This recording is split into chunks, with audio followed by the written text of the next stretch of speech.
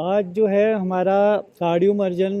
का 15th global conference है जो यहाँ पे हम कर रहे हैं। कार्डियोमर्जन एक ग्लोबल ट्रस्ट है, उसका मैं ग्लोबल चेयरमैन हूँ और हमने 2011 में इनिशिएट किया था कि एक कॉम्प्रिहेंसिव मैनेजमेंट यानी कि प्रिवेंशन से लेके ट्रीटमेंट तक और उसके बाद इंटरवेंशन, ऑपरेशन, नई टेक्नोलॉजी, लेटेस्ट अपडेट और कैसे उसको रिहेबिलिटेशन करना है, हर एस्पेक्ट को डिफरेंट स्पेशलिटी के लोग इकट्ठे आके मिलके लोगों तक पहुंचाते हैं। तो उसमें हम पूरी वर्ल्ड के डॉक्टर्स को बुला के, इस बार भी 25 कंट्रीज़ के डॉक्टर्स इसमें पार्टिसिपेट कर रहे हैं। और हमारे जो कुछ डॉक्टर्स यहाँ पे आज चंडीगढ़ में इसमें सुबह से 8:30 बजे से लेके शाम के 9 बजे तक इसमें कंटिन्यूसली सेशन चलेंगे। और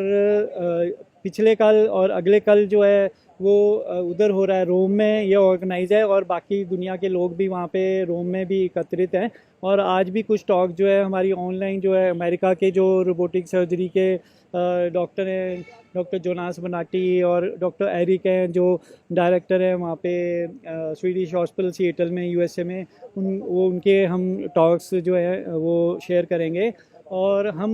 ये जो है लोगों तक ये पहुंचाने की कोशिश कर रहे हैं कि हार्ट डिजीज़ से कैसे बचना है, क्योंकि सबसे ज़्यादा हार्ट अटैक के पेशेंट भी इंडिया में होते हैं और यंग एज में उनको हार्ट अटैक होते हैं। और सबसे ज़्यादा हार्ट फेलियर के पेशेंट भी इंडिया में होते हैं। और हार्ट फेलियर इसलिए ज़्यादा हो रहा है इंडिया में क्योंकि हार्ट अटैक के बाद वो टाइमली हॉस्पिटल नहीं पहुंच पाते और उनको अगर 1 घंटे से ज़्यादा समय लग जाए या कई बार कई दिन बाद पहुंचते हैं, वो 2 दिन 3 दिन के बाद पहुंचते हैं हॉस्पिटल, पहले दूर दूर कहीं होते हैं, वहाँ से पहुंचना भी मुश्किल होता है। तो उस टाइम पे उनको टाइमली ना ट्रीटमेंट मिलने की वजह से हार्ट का मसल डेड हो जाता है। तो उनकी जान तो बचाई जा सकती है लेकिन वो बाकी की ज़िंदगी जो है हार्ट फेलियर के पेशेंट बन जाएंगे। और हार्ट फेलियर होने के बाद जो होता है पेशेंट की सर्वाइवल कम हो जाता है, क्योंकि उसमें से 50% to 60% पेशेंट जो होते हैं वो 5 साल से ज़्यादा भी सर्वाइव नहीं करते अगर उनको अच्छे से ट्रीटमेंट ना हो। लेकिन हम लोग जैसे ऐसे पेशेंट को हार्ट अटैक के बाद जो आते हैं हमारे पास,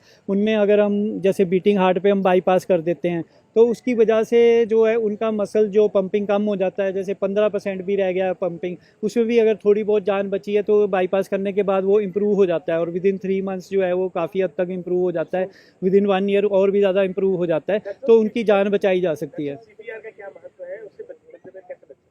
सीपीआर जो होता है वो कार्डियोपल्मोनरी रिससिटेशन होता है कि किसी का हार्ट बंद ही हो गया, उसका हार्ट बीट करना बंद हो गया, सांस लेना बंद हो गया, तो अगर हम 3 मिनट के अंदर उसको रिवाइव नहीं करेंगे तो वो हमेशा के लिए डेड हो जाएगा उसका ब्रेन, तो फिर हम उसको कभी वापस जिंदा नहीं कर सकते। तो इसलिए जैसे ही किसी को कार्डियक अरेस्ट होता है तो हमको फटाफट तुरंत ये पहचानना है कि इसको कार्डियक अरेस्ट हुआ है, उसकी सांस नहीं चल रही है, उसकी धड़कन महसूस नहीं हो रही है, तो हमको सीपीआर स्टार्ट करना पड़ता है और उसको तब तक कंटिन्यू करना है जब तक मेडिकल हेल्प नहीं आती। अगर हम उसको इनिशिएट कर देंगे, उसमें हार्ट का कंप्रेशन भी करना होता है और जो है 1 मिनट में 100 से ज़्यादा बार कंप्रेशन करेंगे और उसके बाद जो है बीच बीच में अगर अकेले हैं तो फिर हर 30 कंप्रेशन के बाद 2 बार सांस भी देना है। तो अगर हम ये करेंगे तो मेडिकल हेल्प आने तक हम उसको बचा सकते हैं।